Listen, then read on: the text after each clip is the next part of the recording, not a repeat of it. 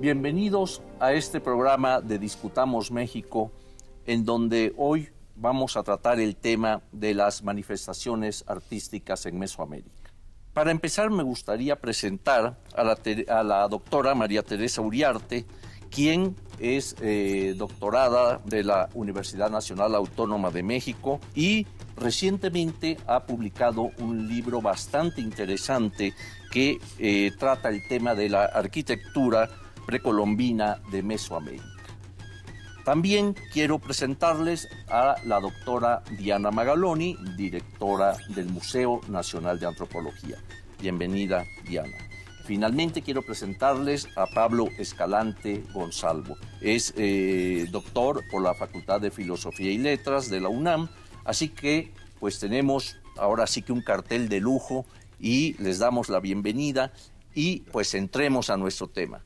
Lo primero que yo quisiera preguntar, y quiero hacerlo a María Teresa Uriarte, es el concepto que había entre ese mundo mesoamericano antes de la llegada de los españoles acerca de lo que nosotros damos el nombre de arte, porque parece que allí había una visión un tanto diferente, en fin, a toda la concepción occidental, que es la que, digamos, hemos manejado o en la que estamos actualmente imbuidos, ¿no? Entonces me gustaría mucho ver cómo era que el hombre mesoamericano veía, entendía, comprendía estas manifestaciones.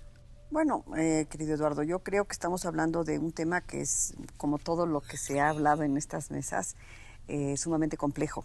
La realidad mesoamericana dista, en cierto modo, de esta visión que tú mencionas, occidental, del arte.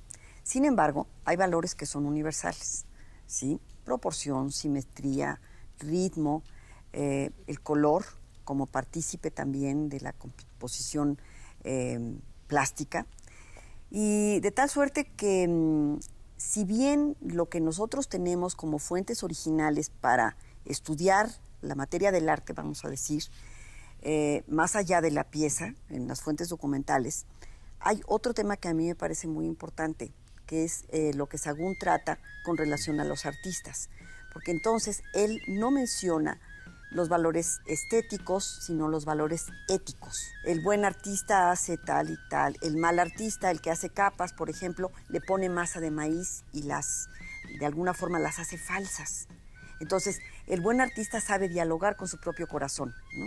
Hay una introspección para la creación artística. De manera que nos movemos tanto en el plano de la estética, con estos valores plásticos de los que he hablado hace un momento, como del valor ético, de tener una calidad moral para ser un buen artista. Entonces, este panorama tan amplio lo puedes estudiar desde diversos puntos de vista y sí, lamentablemente, y yo creo que esto es cada vez en menor proporción, pero hay gente que piensa que los pueblos prehispánicos no conocieron el arte por el arte, ¿no? Que nunca conocieron los valores plásticos o estéticos que dotan a una pieza cualquiera de un valor estético, ¿no? Bueno, yo tengo mis dudas al respecto, si bien todo está imbuido de un profundo simbolismo, sí hay, de todas maneras, tú lo puedes ver, medidas, proporciones, ritmos, color, claro, etcétera. Claro. Estas perfectas proporciones que se consideran áureas, 1.618 o 0.618 como medida base para el corpus de obras que existen y que hemos heredado de los pueblos originarios de América. Claro. Sí. Ahondando un poco en lo que dice Tere de los valores universales, a mí me parece que un artista, ¿no? Y sobre todo en ese tiempo, un artista es quien puede interpretar el conocimiento, por un lado, entonces es quien accede a un conocimiento elevado, quien puede acceder a un corpus y a una cultura de manera extensiva y profunda, pero no solamente puede acceder como nosotros intelectuales lo hacemos a través del estudio del conocimiento, sino es quien es capaz de traducir ese conocimiento en materia. Entonces, en ese paso de la reflexión y la interpretación a hacerlo materia, es ahí que uno puede medir la calidad del arte, digamos, o del artista, su potencia creadora, y también el de las distintas civilizaciones. Claro. Y en ese sentido también es importante además de la proporción, la simetría, el ritmo, etcétera, todo este conocimiento de la materia, ¿no? De este ser que conoce la materia a través de la observación y por lo tanto es un científico, aquel que también puede diseñar un programa para transformar ese conocimiento en algo concreto y por lo tanto es un técnico, y el artista que vuelve eso la materia del arte, ¿no?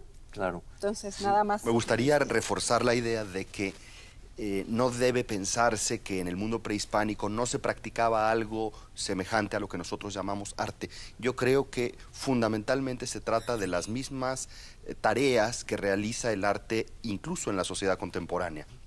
Cifrar los símbolos de una época, crear un lenguaje formal para expresar un estado, una etnia, generar una tradición que encadene la herencia de una cultura.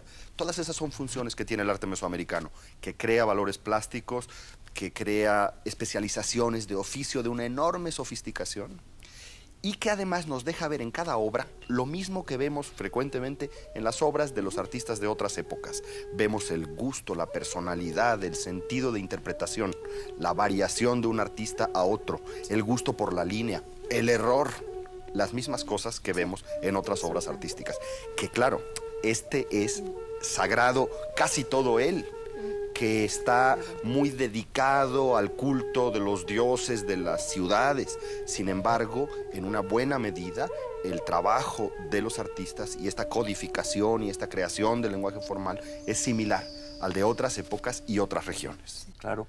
Ahora, dentro de esto que mencionabas y de lo que se ha dicho, estas manifestaciones, estas expresiones del hombre, en este caso el hombre mesoamericano, hay un aspecto que, al igual que en otras latitudes, también se da, pero que aquí también vemos con una presencia muy fuerte, algo de lo que mencionabas, Pablo. Es decir, el papel del simbolismo, por ejemplo. Yo recuerdo, leyendo a Paul Westheim, o Westheim, algunos se ponen más alemanes, yo recuerdo que él decía que muchas de estas expresiones venían del mito y remitían al mito, ¿no? Es decir, todo este simbolismo de que está imbuido el arte, la expresión prehispánica, ya sea a través de la arquitectura, ya sea a través de la pintura, de la escultura, vaya hasta de la poesía, ¿no?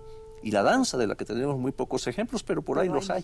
Entonces sí me gustaría oír, digamos, este aspecto del simbolismo, el papel que está jugando en este mundo de dioses, ¿verdad?, de enfrentamientos, de dualidades, etcétera, ¿no? No sé si alguno de ustedes quiere abordarlo. Bueno, pensando en este científico que nosotros tenemos que buscar a través del arte. Si vamos hacia las matemáticas, por ejemplo, pensando en proporción, en ritmo, en simetría, también nos vamos al cosmos. Exacto, ¿no? claro. Y a la vinculación de estas piezas con estas deidades, con estas dualidades, el día, la noche, lo frío, lo húmedo, lo caliente, lo seco, en fin, claro, que existen en todo este simbolismo del ser humano que está en contacto permanente con un medio ambiente, con todo el entorno cósmico que le rodea, ¿no? Uh-huh. O sea, yo creo que el científico prehispánico da base, sin duda, para un museo y para muchos estudios sobre lo que se desarrolló el ser humano desde épocas muy antiguas, tú lo sabes muy bien, en Mesoamérica, o en lo que llamamos Mesoamérica, dándole características especiales a su producción y profundamente simbólico, ¿no? Aunque estos símbolos varían a lo largo del tiempo, sin embargo, hay valores que son permanentes, tanto desde el punto de vista de las matemáticas o del arte o de la concepción, como profundamente diferentes en cuanto a la regionalización en el arte y en la periodización en el tiempo, ¿no? En cuanto a esta cuestión del contenido simbólico, el público que va a un museo sabe, cuando ve el arte prehispánico, que hay otra cosa, otra realidad atrás de la que habla, de la que él pieza. ve esa serpiente y que esa serpiente habla de otra cosa, que es preciso conocer y que no siempre le podemos explicar, por cierto, al visitante del museo, porque todas esas cosas están en proceso de estudio, pero que mira una imagen que hemos llamado Coatlicue, la gran escultura de la Coatlicue del Museo de Antropología, y sabemos que habla de otra cosa, que esas serpientes tienen que ver con la sangre, que ese cráneo tiene que ver con el mundo que está abajo, debajo de la tierra, que habla de lo femenino tal como era concebido en el mundo mesoamericano, o bien que tiene que ver con algún relato, como en el caso de la Coyolxauhqui, que desenterraste del centro histórico, que esa es la imagen de algo que pasó y que ha sido narrado y que de alguna manera cada vez que se realiza ese rito con la imagen enfrente se revitaliza.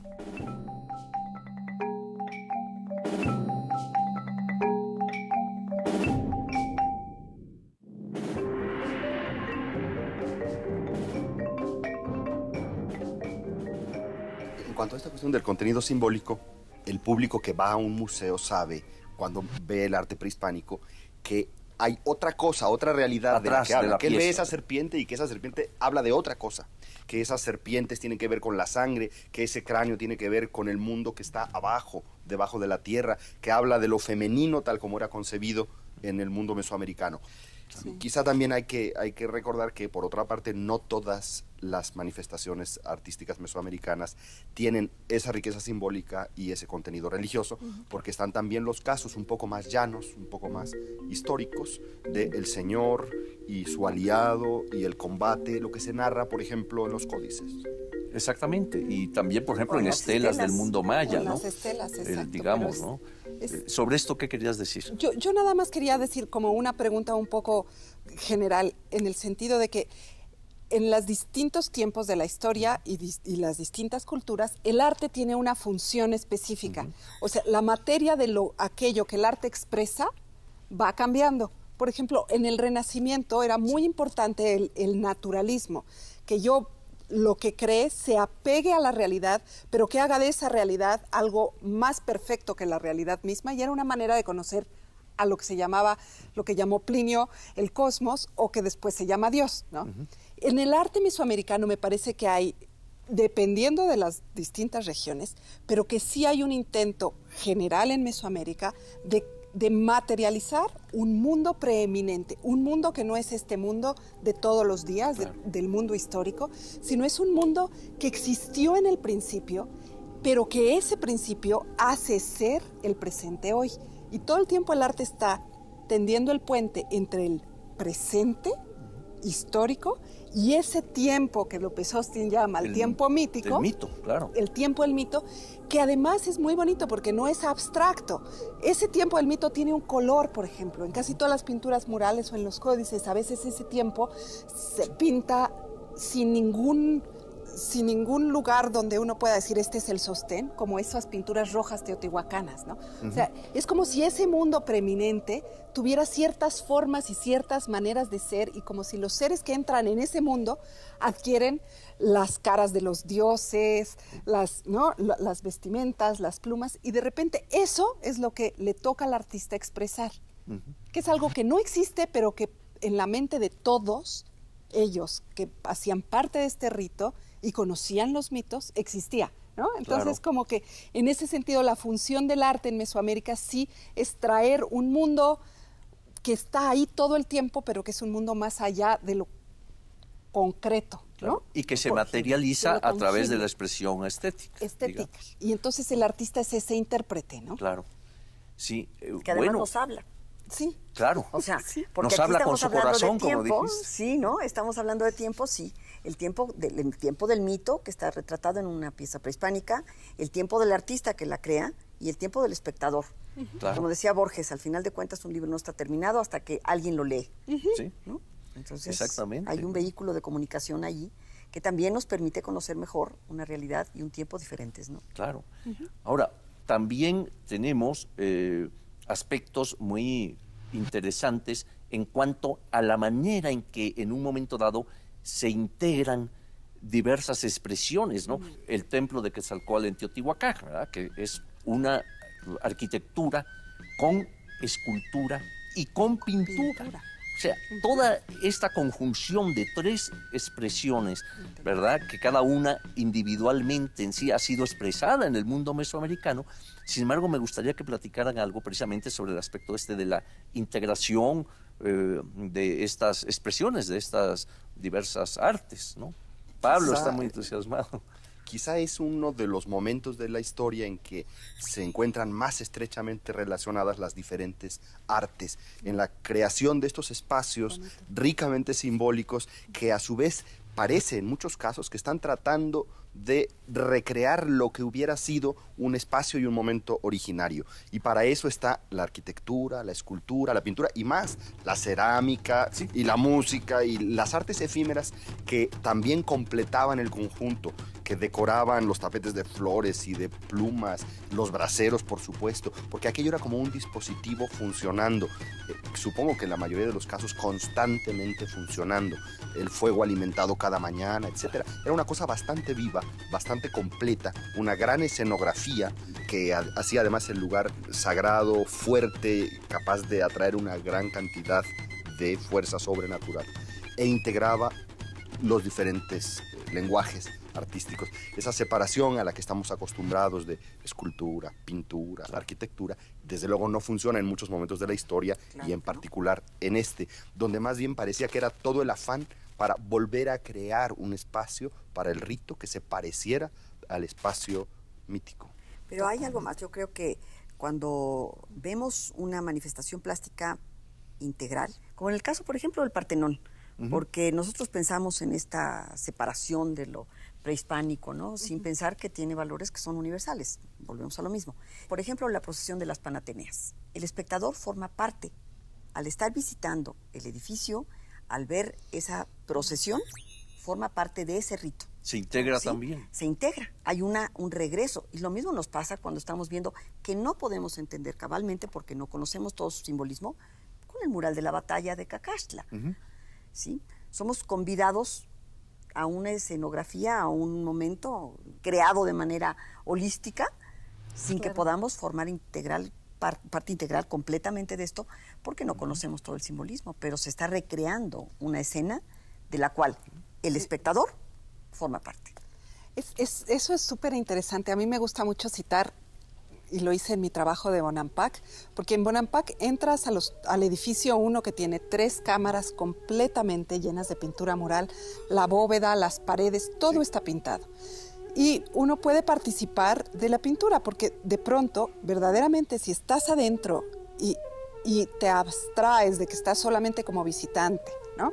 Y estás ahí, estás, es como si entraras en otro tiempo y en otro momento, porque todos los muros alrededor están pintados. Entonces la pintura en realidad transforma el espacio arquitectónico en el espacio de la representación. Es como si vamos al cine y vemos con los lentes 3D y de repente sentimos que estamos dentro de la representación, aunque la pantalla esté ahí. Esa convención de espectador mirando algo que está fuera de sí, de alguna manera se borra, y yo creo que tiene mucha razón Pablo, en el sentido de que no solamente tenemos que imaginarnos el conjunto de pintura, escultura, color, ¿no? Sino todo esto en un rito que tiene música, que tiene olores, ¿no?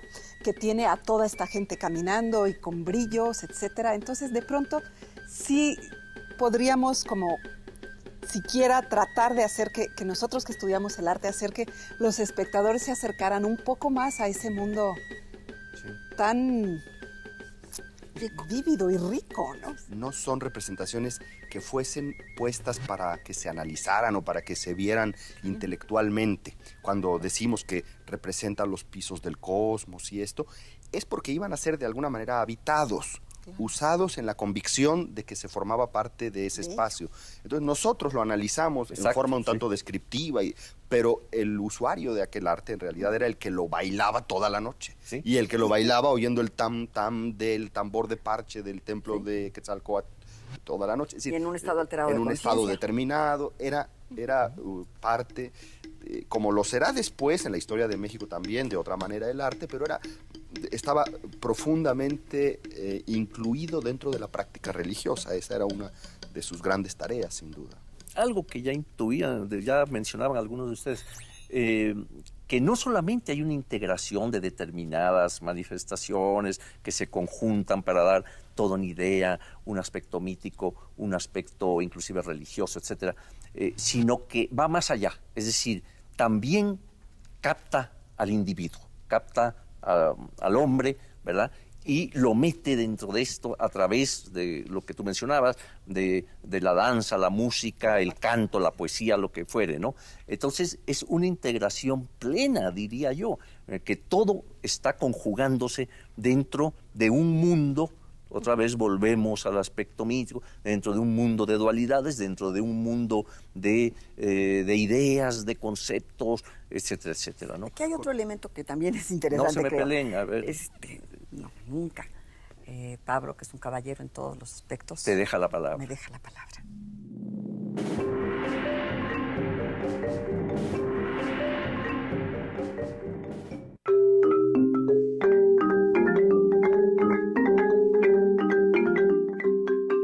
Algo que ya intuían, ya mencionaban algunos de ustedes, que no solamente hay una integración de determinadas manifestaciones que se conjuntan para dar toda una idea, un aspecto mítico, un aspecto inclusive religioso, etcétera, sino que va más allá, es decir, también capta al individuo, capta al hombre, ¿verdad?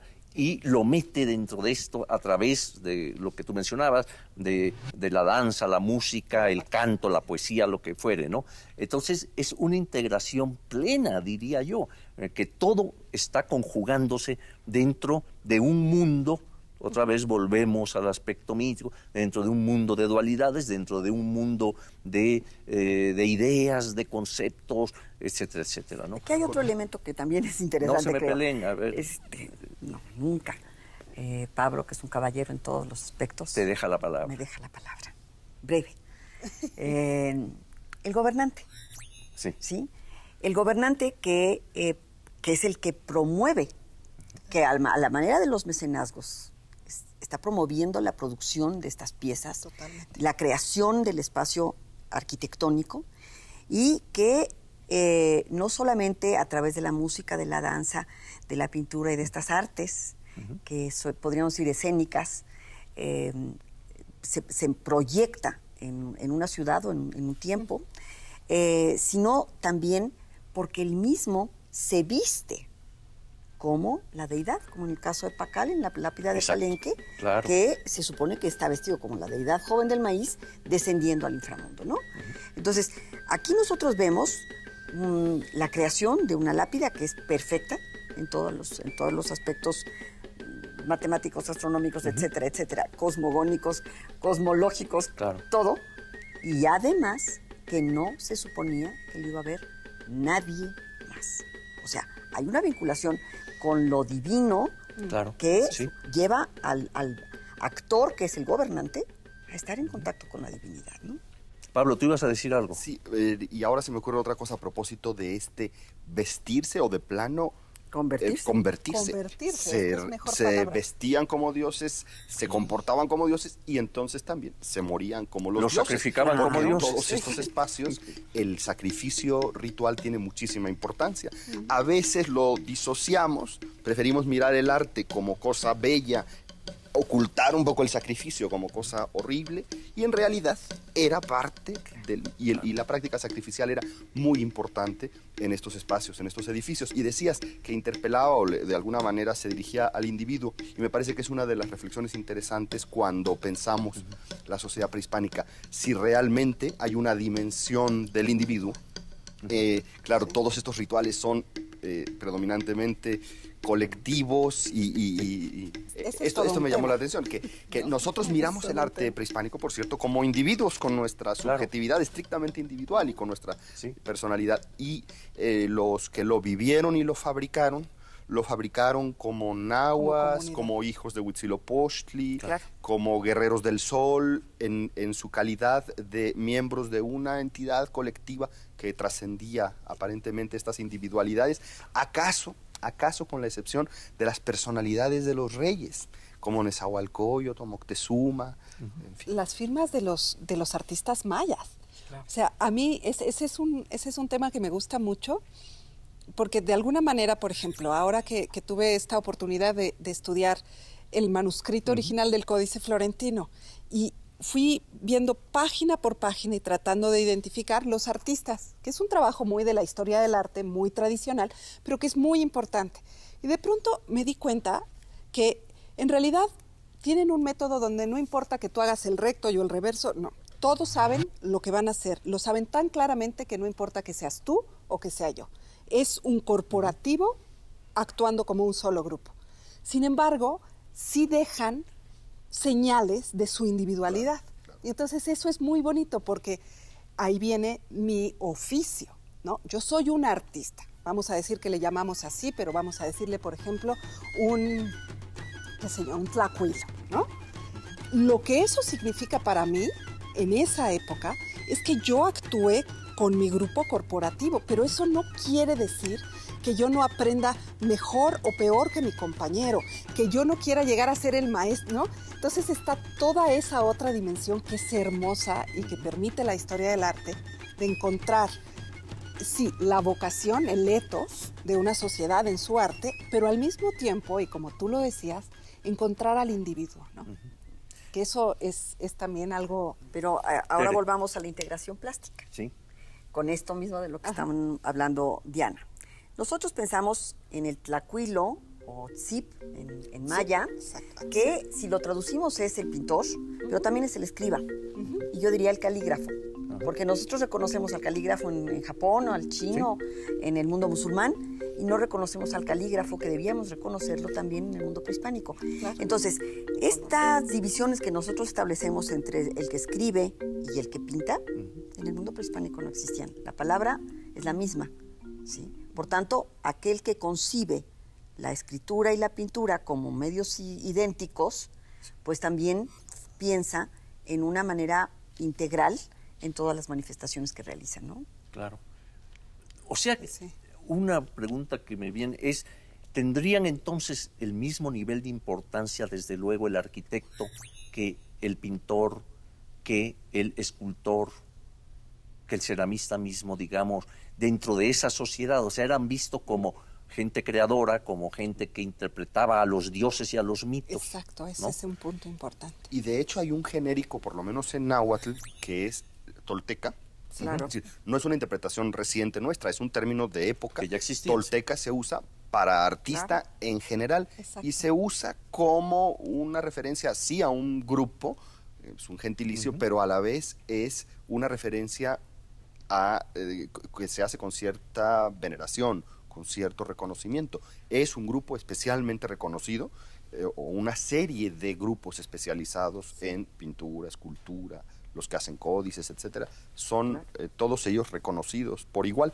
Lo del arquitecto, el ingeniero, eso pues como que sabemos menos cómo era, porque no, como no tienen talleres, como no hay una forma de reconocerlo, ¿verdad? No sabemos cómo sería el trabajo de esos arquitectos que conversaban con los tlatoanis para diseñar y decidir las tareas de construcción. Pero en fin, por lo menos para pintores, escultores, plumajeros, sabemos que todos ellos eran toltecas. Ahora, y a todos se les reconocía con respeto.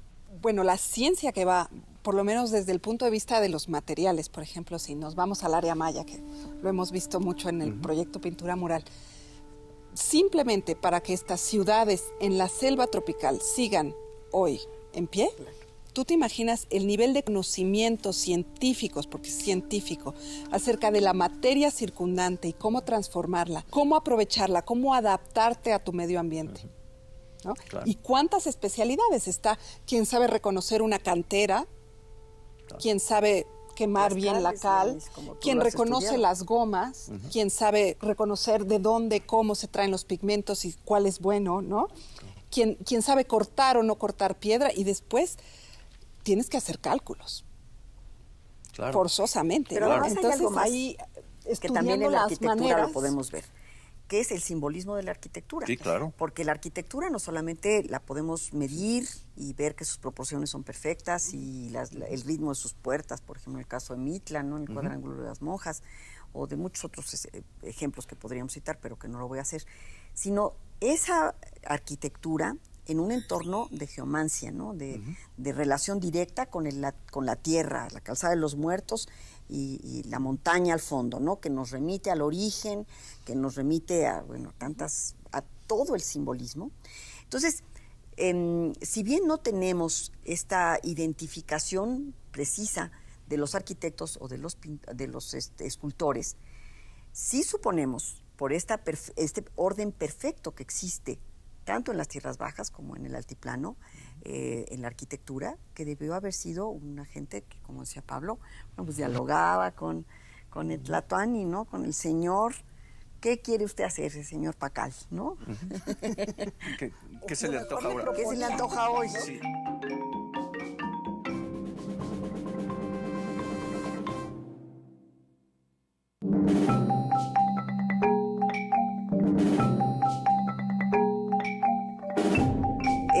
Si bien no tenemos esta identificación precisa de los arquitectos o de los escultores, sí suponemos, por este orden perfecto que existe, tanto en las tierras bajas como en el altiplano, en la arquitectura, que debió haber sido una gente que, como decía Pablo, bueno, pues dialogaba con el Tlatoani, ¿no? Con el señor. ¿Qué quiere usted hacer, señor Pacal, no? ¿Qué se le antoja ahora? ¿Qué se le antoja hoy? ¿No? Sí. Bueno, y seguramente era un sistema bastante jerárquico, como sabemos que en general era la sociedad prehispánica, que identificaba a un jefe dentro de cualquier área de actividad que dirigía los proyectos. Y además sí hay una lógica de escalafón, de estratos de conocimiento, y seguro que esto tuvo que ser fundamental para hacer una pirámide como la de Tajín, por ejemplo. Claro. Bueno, nos hemos ido aproximando a un aspecto. Se mencionó hace un rato todo este mundo de hace 500 años y 3.000, cientos o miles de años atrás, ¿verdad? Cómo se nos presenta hoy al investigador, tú mencionabas algo de esto, al que va a pretender o tratar de interpretar todo ese mundo de color, de forma, de figura, ¿no? de edificios, en fin. Entonces, y aquí tenemos precisamente 3 muy buenos investigadores. Entonces, yo creo que ahora podemos entrar también al terreno de cómo están investigando y qué están investigando. Por ejemplo, el caso de Diana Magaloni. Diana, en algún momento dado, y a través de uno de sus estudios, que si mal no recuerdo le sirvió de tesis en Cacaxtla, nos abrió mucho un mundo de, digamos, de lo que no se ve de las expresiones estéticas, es decir, lo que está atrás del color o de todas estas cosas. Y se puso a investigar cuáles eran los componentes del pigmento que se había encontrado, por ejemplo, en esa maravillosa expresión que es Cacaxtla, ¿no? Y entonces nos hablas allí, ¿verdad?, sobre, no, pues estaba compuestos de H224 y no sé cuántas cosas, y que el componente aglutinante era tal. Platícanos un poco de eso, que eso es un mundo que el investigador es el que tiene que hacerlo, ¿no? De la ciencia, sí. Justamente partió de esta, como sabes, Eduardo, yo soy de formación restauradora por la Escuela Nacional de Restauración de nuestro Instituto Nacional de Antropología e Historia, y la verdad fue una experiencia hermosísima ser restaurador, porque tienes la responsabilidad, como lo tiene el médico, de salvar al paciente. Claro. Y me dio la oportunidad al profesor Cama de ir y restaurar unas pinturas que estaban recién salidas, que son las del Templo Rojo de Cacaxtla. Y cuando me acerqué a ellas, yo dije, yo hasta que no sepa cómo las hicieron, no le meto ningún material moderno.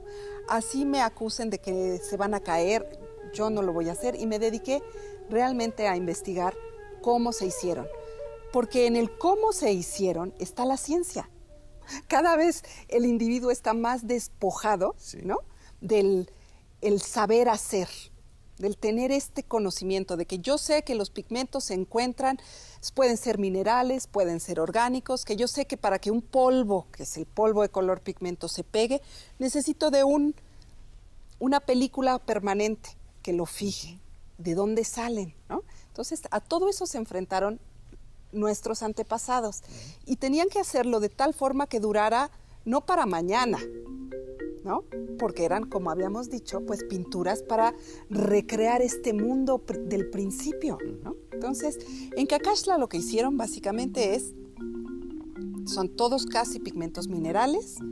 Tienen un pigmento azul, que es un pigmento que viene, y sabemos que viene del área maya y que se fabrica en el área maya, cosa que ya te está diciendo del, ¿no?, comercio, y que lo hacen en 3 tonalidades distintas que son particulares a Cacaxtla, ¿no? Entonces es un pigmento fabricado o con receta del área maya, pero distinto a aquellos del área maya también, claro, que era muy interesante así en términos de comunicación. Y trabajaron la cal.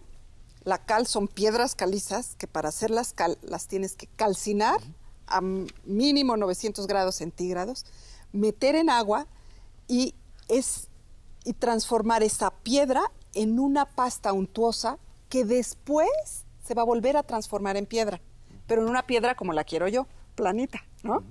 Y entonces, en ese proceso, los mesoamericanos encontraron, como para la nixtamalización, esta química alcalina mesoamericana, donde la cal se trabaja con gomas vegetales y en ese unirse hacen una cal que a nivel científico trabaja como si fueran nanocristales, es muy plástica y muy resistente.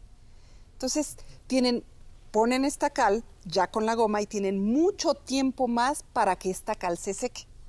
Entonces, tienen mucho tiempo de aplicar el color y lo aplican con una agua de cal, transparente, que tiene la misma goma.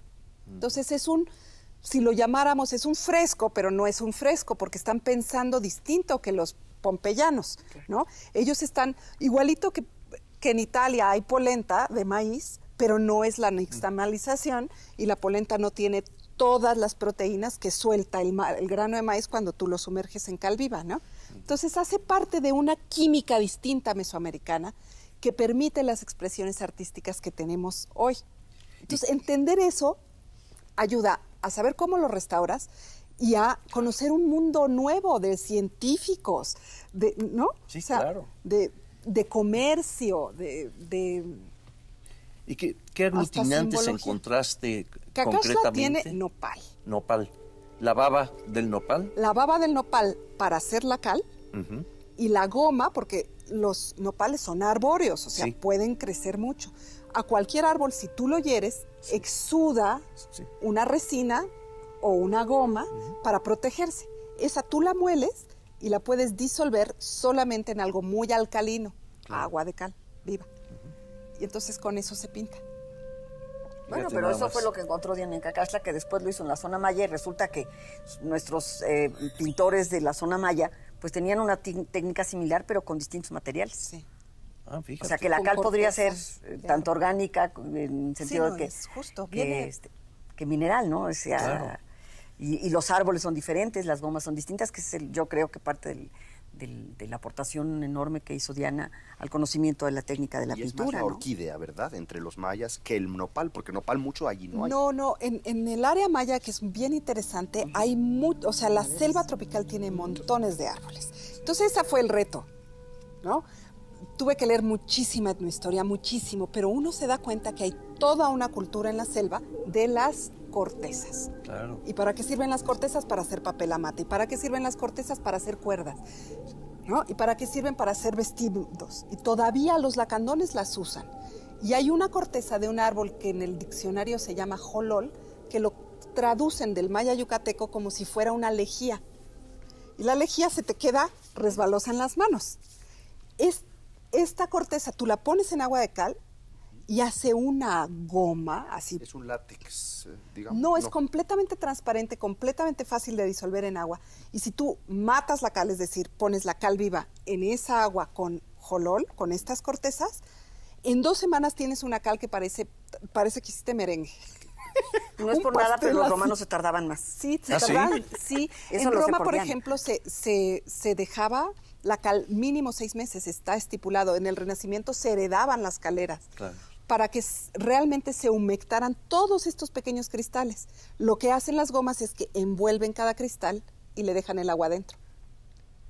Carambas. Y entonces Pues, por eso es que los mayas tienen estos bajorrelieves fantásticos, que uno los ve y casi no tienen carga siquiera, tienen piedras para anclarse, pero es que esta cal es plástica y además se hincha.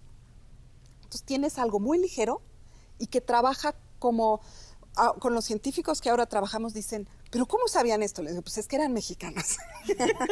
Eran seres humanos y tenían un cerebro como el nuestro.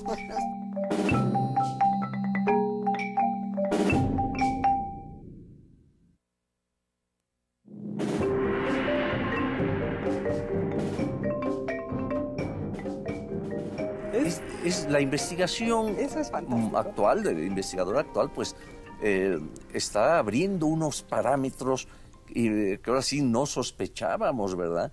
De todo esto. Por ejemplo, toda esta aplicación moderna, me imagino que ahí entran microscopios, técnicas de barrido y de secado y no sé cuántas, para poder darnos todo esto, ¿no?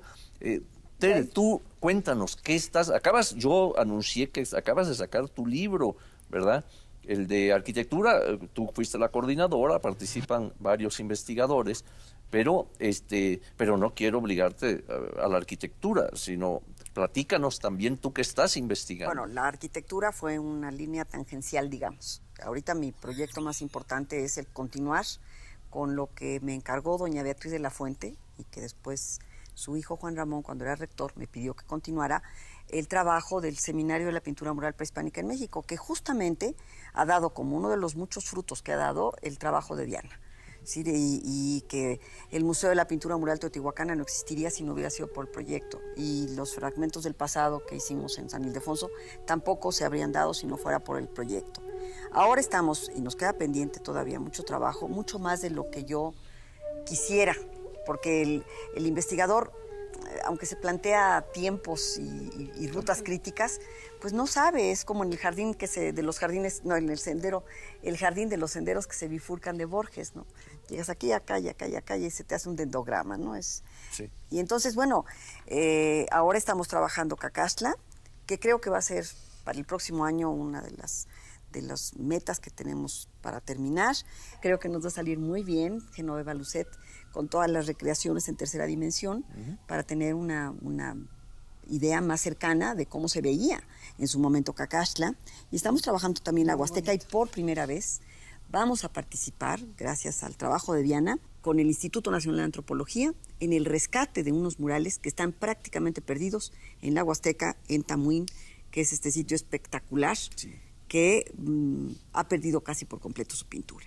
Entonces, el proyecto de la pintura mural prehispánica en México, junto con el Instituto Nacional de Antropología e Historia, y la Universidad de Florencia, a través de Diana, vamos a participar en restaurar, en rescatar, en salvar unos murales prehispánicos, ¿no? No, pues una labor fascinante, además, en la que intervienen diversos especialistas, en la que, además, el fondo de ella es preservar precisamente para futuras generaciones todo un acervo patrimonial, todo un conjunto de obras. Y qué bueno que esto se dé ahora en el Tajín, en el Tamuín. También lo vamos a hacer en el Tajín. También te vas a aventar al Tajín. Bueno, nos falta todavía en el proyecto. Y nos falta tu trabajo, profesor, para que nos ayudes.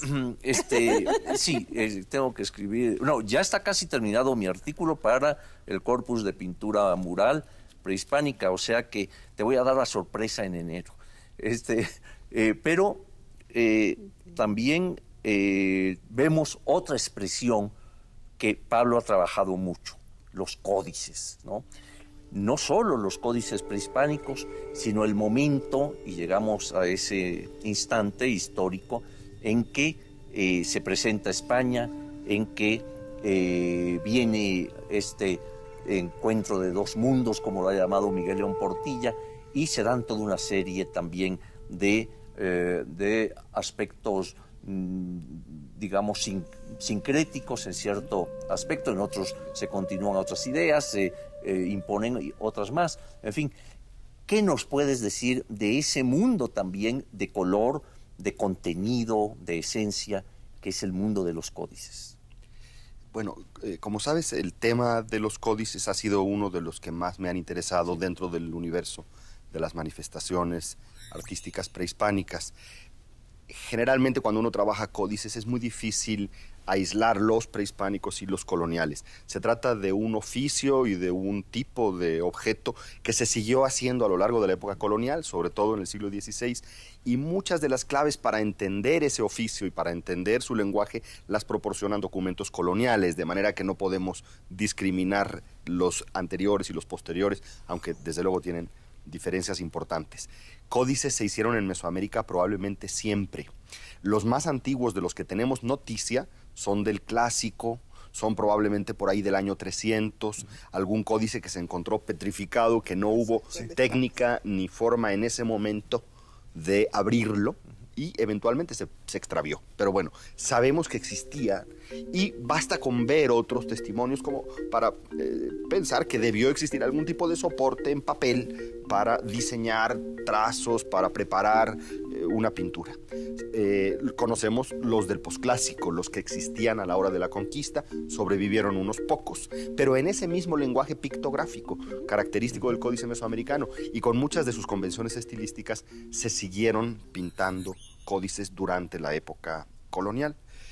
El interés en los códices me fue llevando a mí cada vez más en preocuparme, en profundizar en cómo cambió el arte indígena durante el siglo XVI, a raíz del contacto con los frailes, sobre todo, y sus escuelas de artes y oficios, y su afán por enseñar nuevos recursos y nuevos lenguajes artísticos a los indios. Entonces, me he interesado especialmente en ese asunto, cómo cambia el arte indígena durante el XVI. Esto presupone, desde luego, que en el caso del México indígena no hubo una destrucción total o una erradicación total de las prácticas de la cultura indígena. Entre otras, las artísticas persistieron. Y es muy interesante estudiar de qué manera persisten y de qué manera además se integran o se conservan dentro del mundo colonial. Me interesa pues cómo cambian, y cambian porque, por ejemplo, llegan los grabados europeos que sirven como modelo para muchos artistas indígenas en sus nuevas composiciones, porque hay nuevos temas que empiezan a desarrollarse en los códices, y porque también están los frailes pidiéndoles a los indígenas que no hagan tan cabezones a los personajes de sus historias, preocupados por las proporciones de la figura humana y trayendo su idea de las proporciones del Renacimiento, pero permitiendo y propiciando la continuación de un arte que existía antes de la conquista. Entre otras cosas, porque existió un gran proyecto, por lo menos durante unas 6 décadas en el siglo XVI, de construir una cultura y una liturgia sincréticas que integraran elementos de las dos tradiciones, porque para muchos frailes, para el obispo Zumárraga, para autoridades y colegiales españoles, era importante que hubiese un reconocimiento del indígena en la nueva cultura, que hubiera indígenas que conocieran a fondo la cultura occidental, pero que además pudieran incorporar la tradición propia dentro de las nuevas manifestaciones. Y eso da lugar a que estén presentes en la cultura del siglo XVI de manera muy especial elementos de las tradiciones artísticas mesoamericanas, desde luego las pinturas mismas, pero cosas tan sencillas de la cultura festiva mesoamericana como las plumas. Hay una anécdota que vale la pena decir si tenemos unos segundos, del cabildo, o sea, del ayuntamiento indígena de la ciudad de Tlaxcala, de mediados del siglo XVI.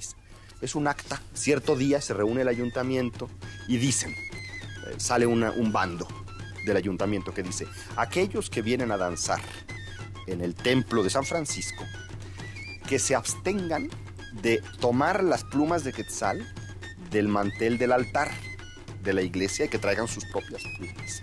Lo cual nos dice que danzar como parte de la liturgia cristiana estaba plenamente aceptado. Así era en efecto. Los frailes propiciaban y aceptaban que los indígenas bailaran a la Virgen y bailaran en el contexto de la liturgia. También nos dice que la iglesia estaba decorada con plumas de quetzal, en el altar había plumas de quetzal, y nos dice que estaban empezando a escasear, de manera que ya no podían traer las propias. Eso expresa bastante esta cultura del siglo XVI, del sincretismo, que propició que los artistas indígenas trajeran consigo a la nueva cultura, a los nuevos estilos, aquello que correspondía con su tradición y que podía integrarse. Y ese es un universo muy rico de estudiar, al cual cada vez más investigadores se dedican, porque es sumamente interesante cómo se integran, cómo interactúan, cómo dialogan formas y tradiciones. Y también símbolos, porque los propios frailes aceptaron esta inclusión y pensaron con los indígenas cómo hacer para traer símbolos de la tradición indígena que fueran significativos. Y, por ejemplo, inventaron algunas formas de expresar el sacrificio de Cristo con símbolos sacrificiales indígenas que se incluían en artefactos litúrgicos y que permitían asociar las dos cosas y buscar juntos compatibilidades y afinidades. Ese es el campo que más me interesa. Bueno, pues hemos escuchado el quehacer de 3 investigadores dedicados a aspectos diferentes de lo que era esa maravillosa producción prehispánica y la manera en que han ido abordando, ¿verdad?, enfoques, la tecnología moderna aplicada a todo este mundo de la antigüedad, ¿verdad? Y pues desgraciadamente, qué lástima, ¿no?, que tengamos que llegar al final, ¿no? Porque yo creo que este mundo se nos presenta de una manera maravillosa, impresionante, pero sobre todo es la labor del investigador actual, con paciencia, con la mejor tecnología, quien nos está dando la base para una mejor comprensión del mundo prehispánico. Entonces yo les agradezco su presencia y pues es el momento de despedirnos e invitarlos al siguiente programa de Discutamos México. Muchas gracias.